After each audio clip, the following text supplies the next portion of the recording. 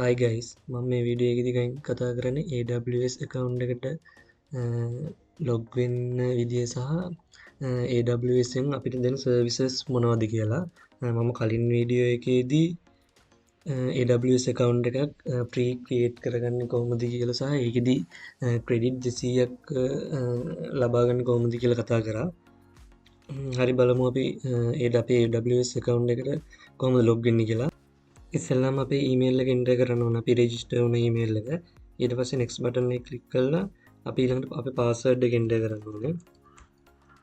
මේ password එක enter කරාට පස්සේ අපි account එක create කරනකොට අපිට multi factor authentication enable කරන්න අපිට QR එක display කරනවා. අන්න ඒ QR එක අපි save කරගෙන තියාගෙන ඉඳලා අපි එන්නේ ඒක use කරලා අපි මේ MFA කෝඩ් එක එන්ටර් කරන්න ඕනේ. මේ මල්ටිෆැක්ටර් ඔතෙන්ටිකේෂන් කෝඩ් එක තප්පර 30ට චේන්ජ් වෙනවා. අපිට ඊළඟට සාර්ථක අපේ account එකට log වෙන්න පුළුවන්. ඔයාලා ඉස්සෙල්ලාම log වෙනකොට මෙන්න මේ වගේ dashboard එකකට තමයි display වෙන්නේ. මේ තියෙන AWS console එක.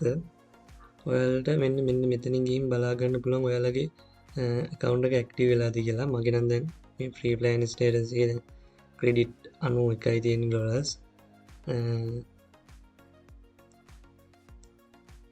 ඒ වගේම හරි ඊළඟට අපි කතා කරමු අපිට AWS වලින් අපිට ලබා දෙන සර්විසස් මොනවද කියලා.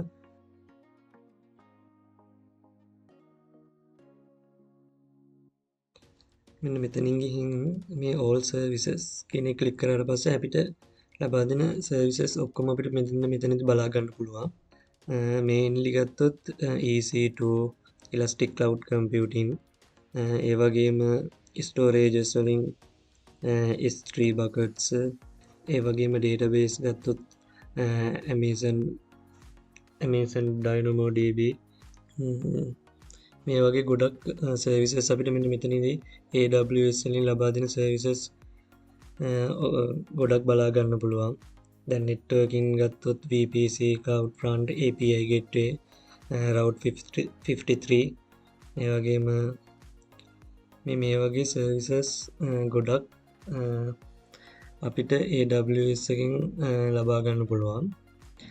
අපි ඊළඟ වීඩියෝ එකේදී කතා කරමු මෙන්න මේ වගේ සර්විසස් කොහොමද අපේ ප්‍රොජෙක්ට් වලට ඉන්ක්ලූඩ් කරගන්නේ කියලා.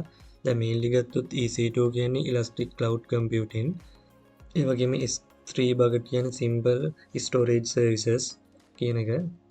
මෙන්න මේ ඒ වගේ storage services අපිට use කරන්නේ කොහොමද ඒ වගේ ඒවා අපේ ප්‍රොජෙක්ට් වලට ඉන්ක්ලූඩ් කරන්නේ කොහොමද කියලා අපි ඉස්සරහා වීඩියෝදී කතා කරමු. එහෙනම් වීඩියෝ එක හොඳ නම් ලයික් කරන්න, කමෙන්ට් කරන්න, ෂෙයා කරන්න. ඒ වගේම මේ වගේ වීඩියෝස් දිගට බලන්න ඕන නම් මගේ channel එක subscribe කරලාම තියාගන්න.